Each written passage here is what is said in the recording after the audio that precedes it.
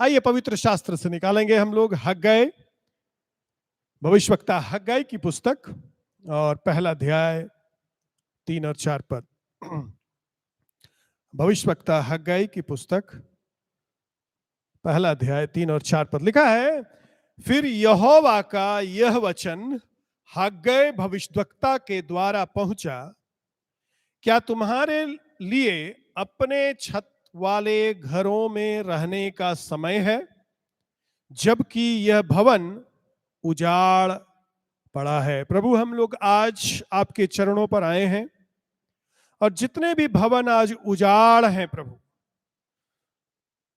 जितने भी हृदय में गीत नहीं गाया जा रहा है, दीपक नहीं जलाया जा रहा, स्तुति नहीं की जा रही है, घास और फूस उग आए हैं, उन सारे उजाड़ हृदयों को आज आप एक बार फिर से अपनी आत्मा की आग से भरने जा रहे हैं प्रभु। प्रभु, आज हम लोग विनती करते हैं, सहायता कीजिए कि अपने मन मंदिर को हम लोग स्पष्ट रूप से आज देखने पाए और ये जाने कि मेरा मन परमेश्वर का निवास स्थान है। और यदि हमारे हृदय में, हमारे इस मन मंदिर में किसी भी उजाड़पन ने जन्म ले लिया है प्रभु, तो आज आप उसे दूर करें। एक बार फिर से हरियाली ले आए प्रभु, एक बार फिर से गीत निकलने पाए, एक बार फिर से तेरे वचन के लिए प्रेम जग जाए प्रभु, अनुग्रह दीजिए। यीशु मसीह के नाम से मांगते हैं, ऐसा ही हो। एक यूनानी फिलोसोफर है जिनका नाम थियोफ्रेस्टस है, और उन्होंने ऐसा कहा, मनुष्य के पास जो सबसे कीमती चीज है जिसको वो खर्च कर सकता है, वो समय है। किसी ने ऐसा कहा कि समय मुफ्त है पर बहुत कीमती है। मुफ्त है पर बहुत कीमती है। समय को आप खरीद नहीं सकते हैं, पर समय को इस्तेमाल कर सकते हैं। समय को आप रख नहीं सकते हैं, समय को आप खर्च कर सकते हैं। और एक बार आपने समय खो दिया, वो समय दोबारा आपके जीवन में फिर कभी नहीं आएगा। समय एक ऐसा चलता हुआ चक्र है मेरे प्रियो, जो बोलने से पहले वो समय निकल चुका होता है। और आज थोड़ी देर हम लोग परमेश्वर के वचन से अध्ययन करने जा रहे हैं, अपने समय का उपयोग हम लोग कैसे करते हैं, हमारी दिनचर्या में कौन सी चीज महत्वपूर्ण है, कौन सी अति आवश्यक है और कौन सी बेकार चीजें हैं जिसमें हम लोग अपना समय व्यतीत करते हैं। बाइबल बताती है, निर्बुद्धियों के समान मत बनो, परंतु बुद्धिमानों के समान अवसर को बहुमूल्य जानो, समय को बहुमूल्य जानो। जो समय आज हमारे और आपके पास है, आज हम लोग प्रभु की आराधना में आए हैं, सब काम बंद कर दिए। बहुत महत्वपूर्ण काम था पर सब बंद कर दिए। मोबाइल बंद कर दिए, टीवी बंद कर दिए, दोस्त लोगों को बोल दिया आज कोई काम नहीं है, क्योंकि आज सबसे महत्वपूर्ण काम करने जा रहे हैं और वो है जिंदा ईश्वर को पुकारने जा रहे हैं। हमारे पास प्रतिदिन 24 घंटे होते हैं, 1440 मिनट होते हैं और 86,400 सेकंड होते हैं। जब आप आज सुबह उठे, परमेश्वर ने आपके हाथ में 86,400 सेकंड के समान 86,400 रुपया दे दिया। बहुत कीमती है, रुपया से भी ज्यादा कीमती है आज 86,400 सेकंड। ये आपके ऊपर है, खर्च कैसे करेंगे। 86,000 में कितना सेकंड प्रभु को देंगे जिसने आपको यह समय दिया है, और कितना शैतान को देंगे जो आपको विनाश करना चाहता है। हग्गै के द्वारा से परमेश्वर का वचन यहां पहुंचा है और यहां पर लिखा है परमेश्वर का वचन हग्गै भविष्यवक्ता के द्वारा पहुंचा। 2 सप्ताह पहले हम लोग हग्गै का अध्ययन को शुरू किए और हम लोगों ने 2 अध्याय 20 से 23 पद को देखा और वहां पर हम लोग पाए कि परमेश्वर के लिए हम लोग बहुत महत्वपूर्ण हैं। परमेश्वर हमको चुना है और अंगूठी के समान अपने अंगुली में रखा है और हम मुहर वाला अंगूठी है, यानी अधिकार प्राप्त अंगूठी है। हम परमेश्वर के दृष्टि में अनमोल हैं। पिछले सप्ताह हम लोग पहला अध्याय पहला पद और दूसरे पद से देखे, दारा राजा के दूसरे वर्ष में यानी 520 ईसा पूर्व परमेश्वर का वचन हग्गै भविष्यवक्ता के द्वारा से जरुब्बाबेल गवर्नर के पास और यहोशू जो महायाजक है उसके पास परमेश्वर का वचन पहुंचा। और परमेश्वर ने अपने वचन में हग्गै के द्वारा इन दोनों को और पूरे यहूदा के लोगों को यह बात कहा कि मेरा भवन उजाड़ पड़ा है। तो ये लोग निकल करके आया है बाबुल देश से, लगभग 50 साल का बंधुआई था। नबूकदनेस्सर राजा ने 586 ईसा पूर्व इनको बंधक बना करके वो ले गया। यरूशलेम मंदिर को भूमि तक कर दिया, वो कुछ रख नहीं छोड़ा, पूरा का पूरा मंदिर ढा दिया। सारे लोगों को बंधुआई बना के हजारों किलोमीटर दूर पैदल चला करके ले गया और वहां पर दास बना करके काम करवाता था। खत्म हो गया, यहूदा देश ही नहीं है, राजा समाप्त। यकुनिया अंतिम राजा था, उसको भी बंधक बनाकर ले गया।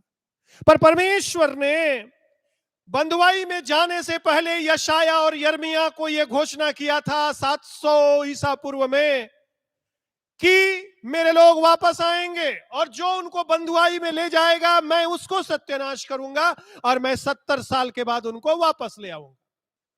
और परमेश्वर चूंकि विश्वास योग्य परमेश्वर है, जब 50 साल बीता तो परमेश्वर ने नबूकदनेस्सर का जो राज्य था उस राज्य को नाश करने के लिए कुस्रू राजा को, फारस के राजा को ले आया और बाबिलोन का जो देश था उसको नाश कर दिया कुस्रू ने, और कुस्रू का राज्य शुरू हो गया। लोग सोचा कुस्रू आया है बेबीलोन पर राज करने के लिए, पर बाइबल बताती है परमेश्वर ने कुस्रू को खड़ा किया था ताकि ये लोग वापस आएगा। अगर कुस्रू नहीं आता तो ये लोग वापस लौट नहीं पाता, पर परमेश्वर बोला था 70 साल में वापस आएगा। तो 50 साल जब बीता, कुस्रू राजा आ गया। कुस्रू राजा जब आने के बाद इनको बोला जाओ, तुम लोग जाओ यरूशलेम, अपना मंदिर बनाओ, जाओ अपना देश यहूदा, और 50,000 लोगों को पैसा, लकड़ी, सामान दे करके भेज दिया। ये 536 ईसा पूर्व की बात है। ये लोग आ गए और इन्होंने मंदिर बनाना शुरू किया। 2 साल के अंतर्गत इन्होंने नींव भर दिया, पर विरोध शुरू हो गया। जब जब आप ये परमेश्वर का मंदिर बनाएंगे तो विरोध होगा। प्रार्थना करने बैठिएगा, देखिएगा विरोध होगा, समस्या आएगा। परमेश्वर का मंदिर बनाना आसान नहीं होता है, परमेश्वर का सुसमाचार फैलाना आसान नहीं होता है, विरोध होता है। विरोध हुआ, और विरोध हुआ तो क्या किया ये लोग, काम से हाथ हटा लिया और बैठ गया। 15 साल बीत गया। अब 520 में आ गए हम लोग। 536 ईसा पूर्व से 520 ईसा पूर्व में आ गए। ये लोग काम नहीं कर रहा है।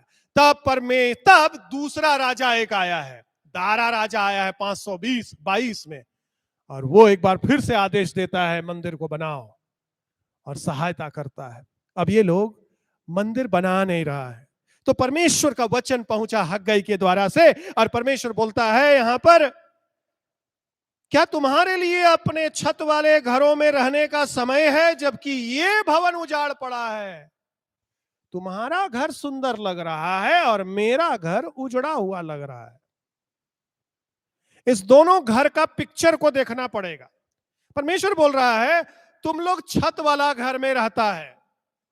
जो शब्द है वहां छत वाले के लिए वो है साफान, और साफान का अर्थ होता है देवदार का लकड़ी से तुम लोग छत बनाया है। और देवदार का लकड़ी बहुत महंगा लकड़ी था, लबानोन से उसको लाया गया था, क्योंकि दारा राजा और कुसरू राजा ने लिखित में हस्ताक्षर करके दिया था कि इनका लकड़ी याफा तक आए और ये लकड़ी से मंदिर बनेगा। बहुत सारा लकड़ी आया है लबानोन से, देवदार का लकड़ी, बहुत महंगा कीमती लकड़ी। कहां लगना है?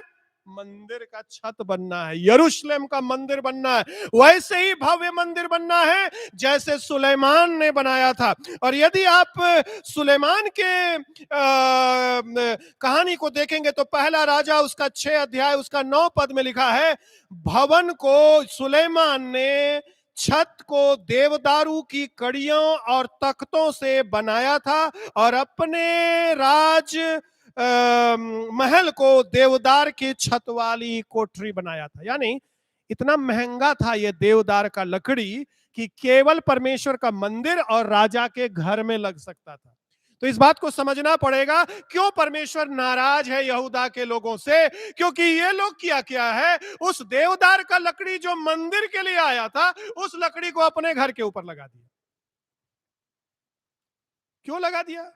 देखा काम बंद हो गया, लकड़ी पड़ा है, तो लकड़ी पड़ा है तो अब मालूम नहीं कब शुरू होगा, हमारे जीवन काल में होगा कि नहीं, चलो अपना अपना घर हम लोग लगा लेते। राजा ने रोक दिया था, जब कुसरू के बाद दूसरा राजा आया तो उसने काम रोक दिया था। काम रोका था, कोई काम नहीं होना, पर ये लोग अपना घर बना लिया। परमेश्वर का भवन उजाड़ पड़ा है। तो परमेश्वर कहता है हग्गाई से, क्या तुम्हारे पास समय है अपना घर बनाने का? और हमारा घर के लिए बोल रहा है समय नहीं आया है। अगर 2 पद आप देखेंगे हग्गाई पहला अध्याय तो लिखा है, लोग क्या बोल रहा है? ये लोग बोल रहे हैं अभी समय नहीं आया है परमेश्वर का घर बनाने का। दूसरे शब्दों में परमेश्वर के काम के लिए टाइम नहीं। अब हम लोग टाइम पर आते हैं। हम लोग का दैनिक जीवन दिनचर्या जो है मेरे प्रियो, अगर आप 100 साल जिएंगे तो औसतन 30 साल आप सोएंगे। सोना जरूरी है, नहीं सोएंगे तो जी नहीं पाएंगे। 20 साल आप काम करेंगे औसतन, कुछ लोग तो 24 घंटा काम करता है, उन लोगों का गणना नहीं है। औसतन 11 साल आप टीवी या मोबाइल देखेंगे। 8 साल आप न सोएंगे न टीवी देखेंगे, बस आराम करेंगे, दोस्तों के संग पिकनिक करेंगे, बातचीत करेंगे। 8 साल आप खाना खाएंगे। आपके पास जानते हैं कितना बच जाएगा इस सब के बाद? 100 साल में 6 महीना बच जाएगा। परमेश्वर का आराधना आदमी 6 महीना ही करेगा। कहां 30 साल सो रहा है, 20 साल काम कर रहा है। वो सारा 99% टाइम हम लोग बिता रहे हैं इस शरीर को ठीक रखने के लिए, जिंदा रहने के लिए, घर सुंदर बनाने के लिए, अपने परिवार का भविष्य अच्छा, इसी के लिए टाइम वेस्ट कर रहे हैं हम लोग। बहुत बार जब घरों में जाएंगे तो मां बोलेगी मेरा बेटा दूध नहीं पीता है पास्टर साहब, इसको बोलिए ना दूध पिएगा। देखिए ना ठीक से खाना नहीं खाता, इसके लिए प्रार्थना करिए नहीं रोज ठीक से खाना खाए। सुने कि नहीं आप? आज तक हमको कोई ऐसा मां बाप नहीं मिला जो ये बोलेगा पास्टर साहब ये वचन रूपी दूध रोज नहीं पीता है मेरा बेटा, इसको बोलिए ना वचन रूपी दूध पिएगा रोज, इसको बोलिए ना ठीक से ये रोटी खाएगा। वो रोटी खाए या ना खाए, ये रोटी खाना बहुत जरूरी है। कितने मसीही माँ बाप अपने बच्चों के लिए चिंतित हो जाते हैं यदि वो वचन नहीं पढ़ता? कितने मसीही माँ बाप हैं? उंगली में आप गिन सकते हैं। ये बताता है हमारी प्राथमिकता गलत जगह है। बच्चा पढ़ नहीं रहा है, नहीं पढ़ेगा डॉक्टर नहीं बन पाएगा, इंजीनियर नहीं बन पाएगा, इतना चिंता है। माँ बाप को रात में नींद नहीं आ रहा, पढ़ नहीं रहा, पर माँ बाप को यह चिंता नहीं है मेरा बच्चा बाइबल कभी नहीं छूता है। कोई चिंता नहीं। और परमेश्वर आज यही हम लोगों से, यहूदा के देश के लोगों का जो समस्या है, परमेश्वर हम लोगों को दिखाना चाह रहा है। तुम लोग बोल रहा है हम लोग के पास टाइम नहीं है परमेश्वर से प्रार्थना, घर का प्रार्थना बंद है। क्यों बंद है? टाइम नहीं है।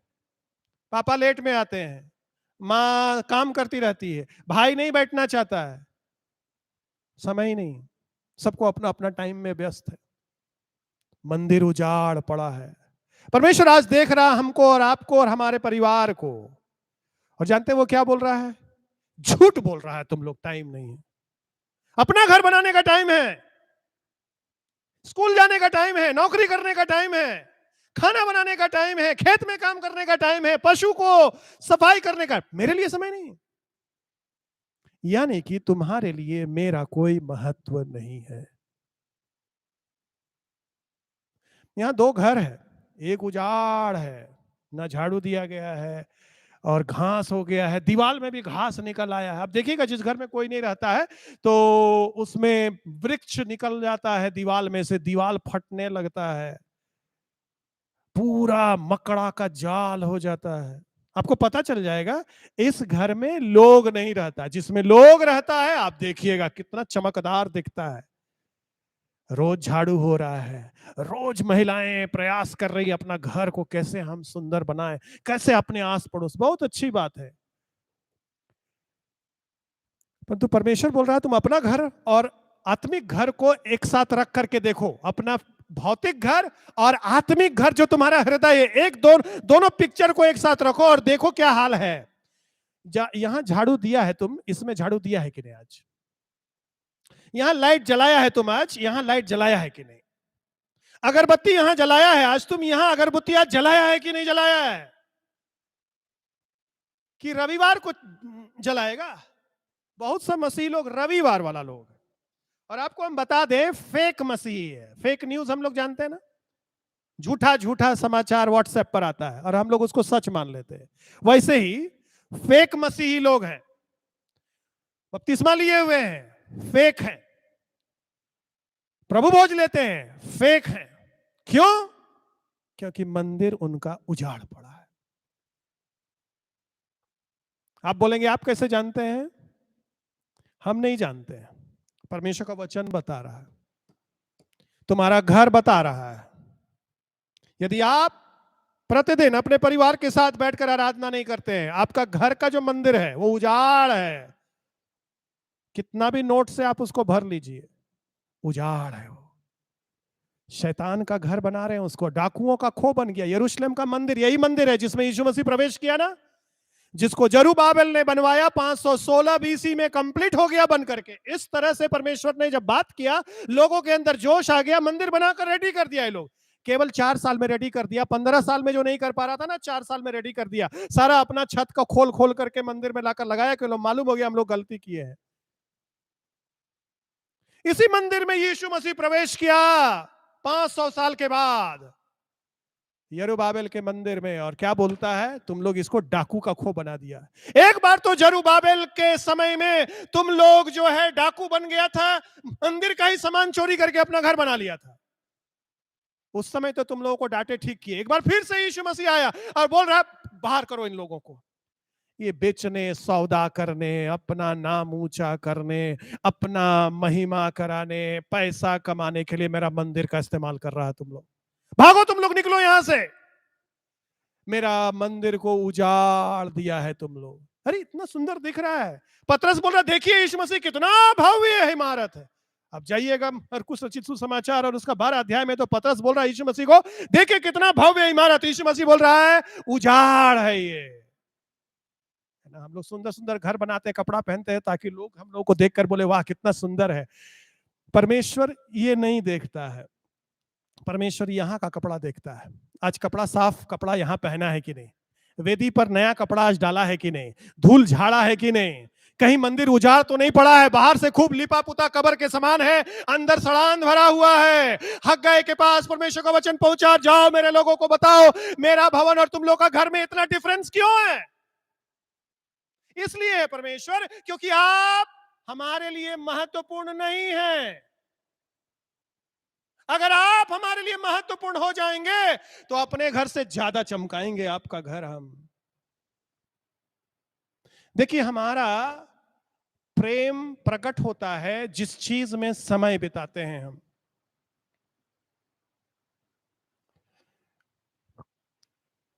इसी के कारण आज आप हमको सुन पा रहे हैं। ये कोई खराब चीज नहीं है, ये बहुत अच्छी चीज है। और मानव का जो असीमित दिमाग प्रभु ने गिफ्ट के तौर पर दिया है, उसी का उपज है ये।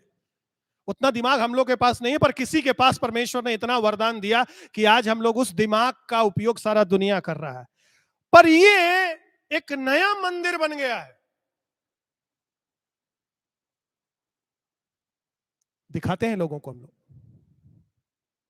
देखो मेरा मंदिर कितना सुंदर है, 50,000 का है ये, 20,000 का है ये, एप्पल है ये, सैमसंग है, देखो ये मंदिर, इसका कैमरा देखो।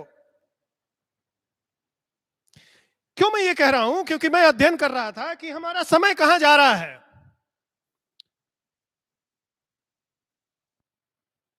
तो गूगल में मैंने पाया सोशल नेटवर्क पर हमारा समय जा रहा है बहुत ज्यादा। सोशल नेटवर्क क्या है? फेसबुक है, व्हाट्सएप है, ट्विटर है, इंस्टाग्राम है, यूट्यूब है, बहुत सारा चीज आ गया है। हम लोग का समय ले लेता, हम लोग को पता भी नहीं चलता चोर घुसा हुआ है मोबाइल में और हमारा समय चोरी कर रहा है, हम लोग को नहीं मालूम।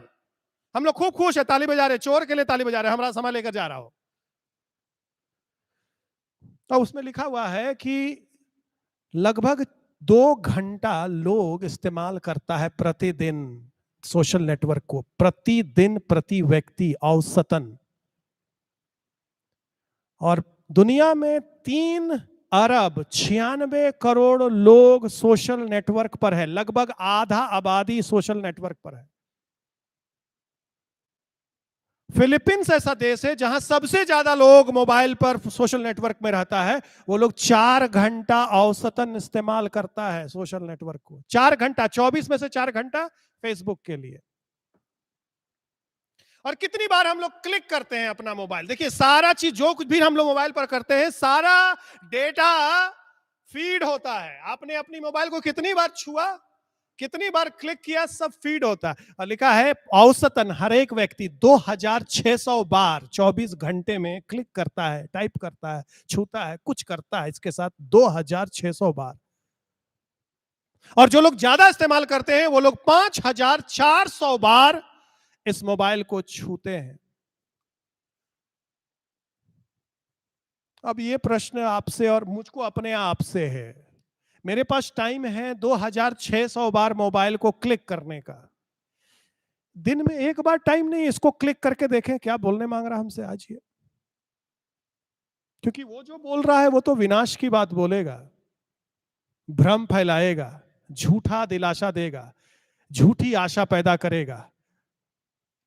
और ये जो परमेश्वर ने हम लोगों को दिया है, इसको आपने आज सुबह क्लिक किया कि नहीं? एक बार भी फ्लिप किया कि नहीं? इसको यही बोल रहा है, यही शिकायत है परमेश्वर का, अभी का नहीं। परमेश्वर को मालूम था 21वीं शताब्दी में ये आने वाला है नया मंदिर। पर यह समस्या 2100 साल पहले भी हुई है। ये 2100 साल की पहले की बात नहीं है, आज से 2500 साल पहले की बात है। यहूदा के लोग टाइम नहीं है, इतना व्यस्त है। क्या चीज में व्यस्त है? अपना घर बनाने। उन लोग के पास नहीं था मोबाइल, उन लोग के पास हम लोग से ज्यादा समय था। बचपन जब अपना याद करते हैं तो प्रभु को धन्यवाद देते हैं, मोबाइल नहीं था। इतना खेले हैं अपने बचपन में, जब तक सूरज नहीं डूबता था तब तक घर वापस नहीं लौटते थे। आजकल का बच्चा लोग जानता ही नहीं है दोस्तों के साथ खेलना क्या होता है। कोई ऐसा खेल नहीं रहा जिसको छोड़े हो। आज के बच्चों को यह सौभाग्य नहीं मिला है, क्योंकि सब सिमट गया है इसमें आकर। पर आज हग्गाई के द्वारा से परमेश्वर हम लोग से पूछना चाह रहा है, बहुत अच्छा चीज है, इसमें बहुत ज्ञान है, बहुत चीज आप सीखते हैं। प्रचार में कर रहा हूं, बहुत कुछ इससे सीखता हूं,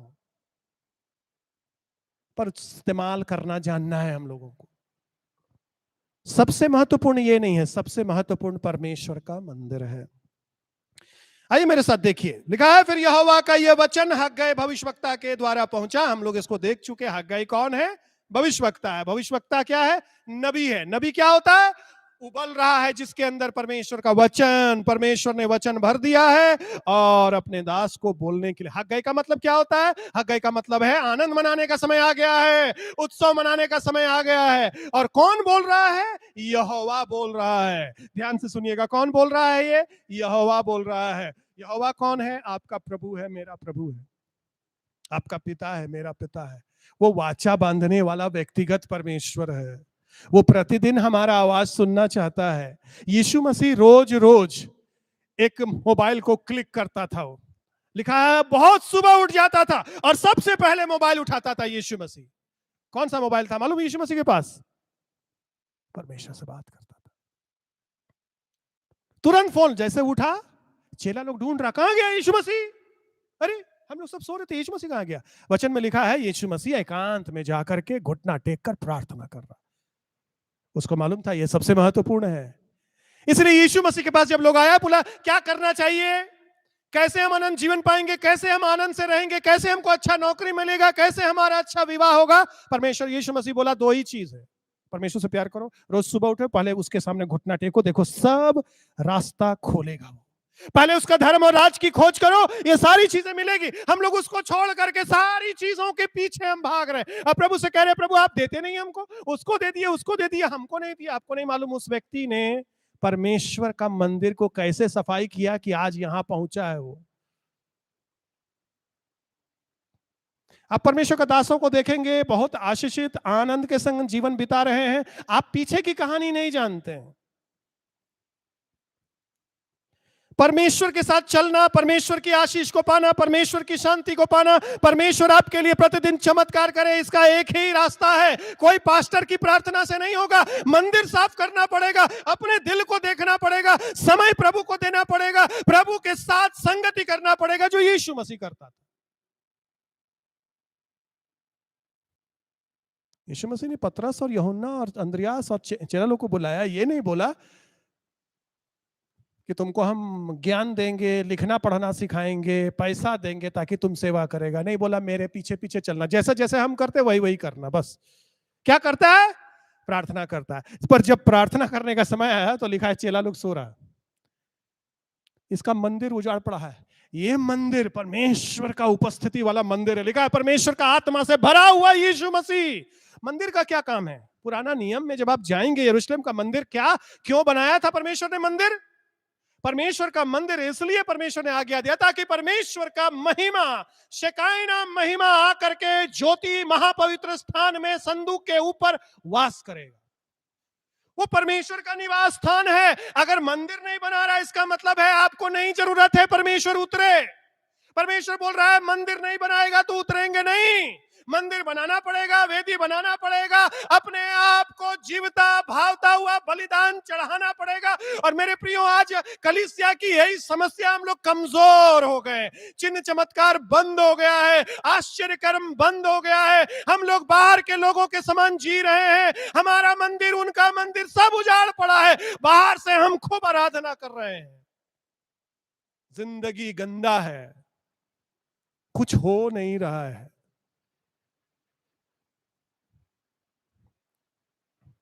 नहीं चाहिए प्रभु। अगर आपको सच में प्रभु चाहिए तो जान लगा देंगे प्रभु के लिए। प्रभु हम रोज साफ कर रहे हैं इस मंदिर को, आना ही होगा प्रभु आपको। यीशु मसीह कहानी बताया, एक स्त्री आई जज के पास और रोज रोज आकर तंग करती थी।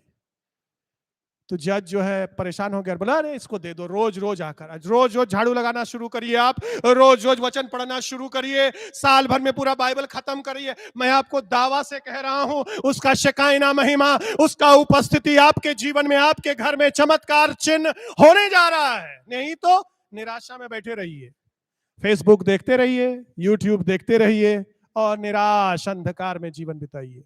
ऑप्शन आपके पास है। परमेश्वर जबरदस्ती नहीं आता है, ये परमेश्वर का खासियत है। इसको एप्पल चढ़ा करके आप इसको नहीं बुला पाएंगे, झाड़ू लगाना ही पड़ेगा, दीवार को ठीक करना ही होगा, रोज रोज वचन पढ़ना होगा, रोज एक भी दिन जाने नहीं देना है। जीने का मकसद इसको बनाना पड़ेगा। और क्या बोल रहा है हग्गई को परमेश्वर? हग्गई के पास वचन पहुंचा और बोलता है क्या तुम्हारे लिए अपने छत वाले घरों में रहने का समय है? तुम्हारे पास अपने लिए टाइम है, मेरे भवन बनाने का टाइम नहीं।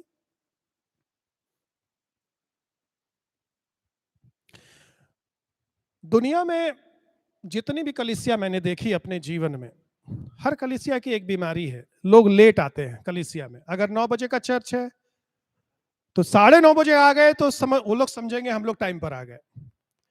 10 बजे आ गए तो आराधना हो गया। कुछ लोग अंतिम विनती से पहले आते हैं, सोचते दर्शन हो गया यीशु मसीह का। आपको हम बता रहे हैं, जब जैसे ही लोग आराधना में प्रवेश करते हैं आपको मालूम हो जाएगा उनका मंदिर का हालत क्या है। उनका टाइम बताएगा, उजड़ा हुआ मंदिर है। कपड़ा अच्छा पहनकर आया है वो, आराधना के बाद आ रहा है और गवाही लंबा लंबा दे रहा है। उजड़ा हुआ मंदिर है, ये ढकोसला है, ये झूठ है, ये कपटीपन है। अगर परमेश्वर महत्वपूर्ण है आपके लिए, 7 दिन में 1 घंटा अगर उसके पास नहीं है, तो आप अपने आप को बेवकूफ बना रहे हैं। आप पास्टर को खुश करने के लिए टाइम पर नहीं आते हैं। आप परमेश्वर से इतना प्यार करते हैं कि अगर 9 बजे का आराधना है तो 9:15 में घुटना टेक देते हैं प्रभु। आप 8:45 में घुटना टेक देते, 15 मिनट पहले। तब मालूम चलेगा आपका भवन सच में झाड़ू दिए हैं आप। सच में इसमें आराधना हो रहा है घर में।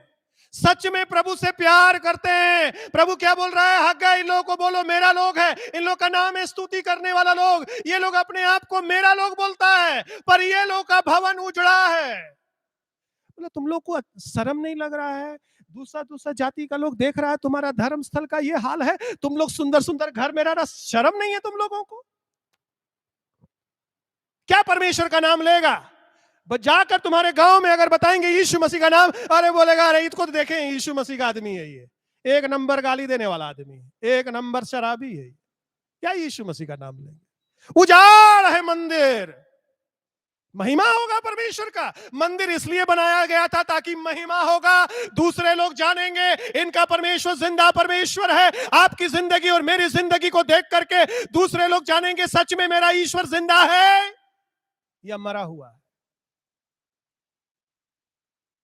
जब मंदिर ही उजाड़ है तो फिर ईश्वर कहां है? और ये सबसे बड़ी समस्या है, कलीसियाओं की समस्या है। ये यहूदा की समस्या नहीं है, ये कलीसिया की समस्या है। और आज परमेश्वर बोल रहा है टाइम है कि नहीं, बताओ मेरे लिए। आपको मैंने पहले बताया टाइम सबसे महत्वपूर्ण दान है जो प्रभु ने आपको दिया है। और उस महत्वपूर्ण दान का दशमांश मांगता है वो। अगर आपके पास 24 घंटा है तो याद करिएगा 2.5 घंटा प्रभु का है रोज। आप बोलेंगे ये तो पास्टर लोगों के लिए। पास्टर लोगों के लिए कोई स्पेशल कुछ नहीं है। जितने भी लोग यीशु मसीह को मानने वाले हैं, दशमांश मांगता है प्रभु उनसे। हम लोग रुपया का दशमांश देकर सोचते हैं बहुत परमेश्वर बहुत खुश है। ये दूसरा दूसरा ईश्वर है जहां पर सोना ढाल दीजिए और वो लोग आशीष देगा आपको। ये वाला ईश्वर दूसरा टाइप का है। ये आपको मांगता है, आपका पैसा नहीं, आपको मांगता है। तुम्हारे पास टाइम है अपना घर बनाने का और मेरा घर उजाड़ पड़ा है।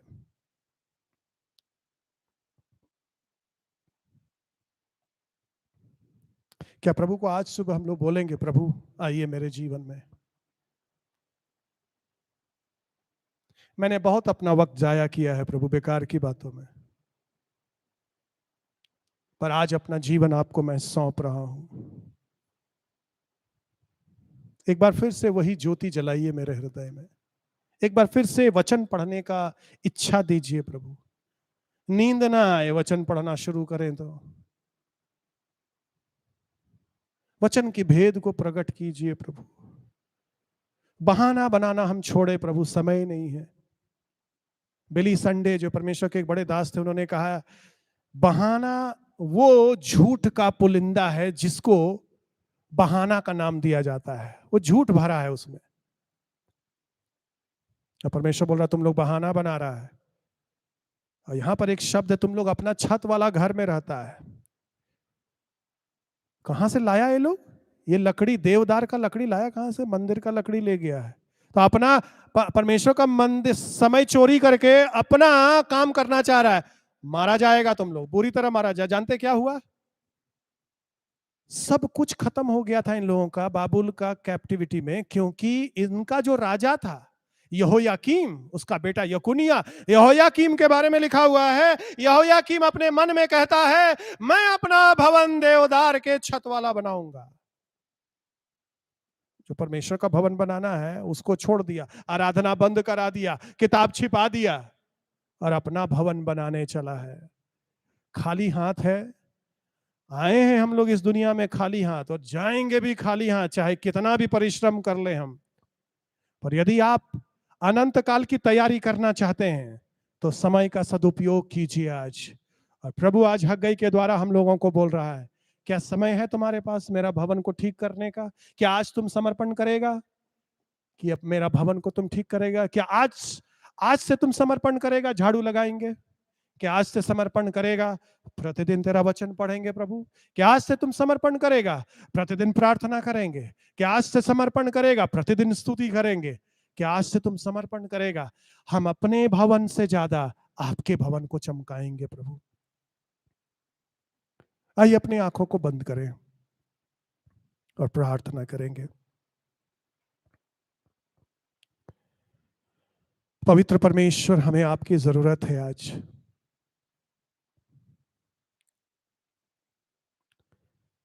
बहुत बार हम लोग बाहरी रूप देखकर लोगों को बहुत खुश हो जाते हैं, उनके द्वारा बोला गया गवाही को सुनकर बहुत खुश हो जाते हैं, पर आप अंदर की स्थिति को देखते हैं प्रभु। और आज सुबह हम लोग समर्पण करते हैं अपने आप को, तेरे मंदिर को बनाएंगे प्रभु। हम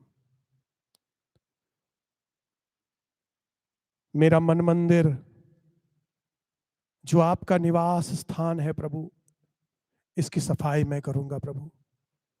मैं सप्ताह में एक दिन प्रार्थना नहीं करूंगा, मैं प्रतिदिन प्रार्थना करूंगा।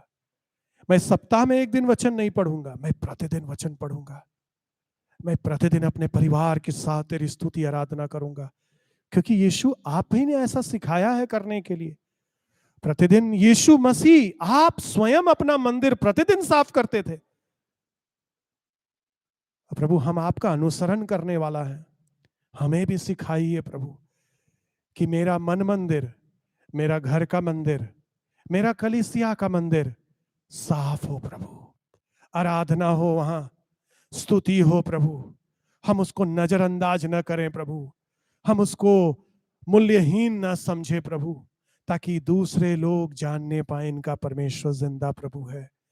मेरे घर में आपका शकाइना महिमा उतर आए, दूर से लोग देखने पाए यहां परमेश्वर की महिमा रहती है। दूर से मेरे जीवन को देखकर लोग समझें इसमें परमेश्वर बसता है, ताकि तेरा महिमा होने पाए प्रभु। हे प्रभु, आप जानते हैं हमारे मन मंदिर की परिस्थिति को, आज इसे साफ करिए प्रभु। हमारे घर की परिस्थिति को साफ करिए प्रभु, हमारे कलीसिया की परिस्थिति को साफ करिए प्रभु, हमारे गांव के मंदिर को साफ करिए प्रभु, हमारे देश के मंदिर को साफ करिए प्रभु। हम तेरा निवास स्थान बनना चाहते हैं प्रभु। और इस समय हम प्रार्थना करें प्रभु, इस निर्माण कार्य में, इस सफाई के कार्य में, इस रिबिल्डिंग प्रोसेस में प्रभु, हम अपना तन मन धन देना चाहते हैं। हम व्यर्थ बातों के लिए अपना समय बिता करके तुझसे दूर नहीं होना चाहते प्रभु।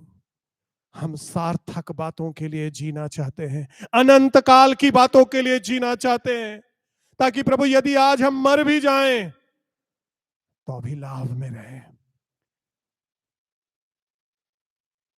सहायता करिए मेरी प्रभु।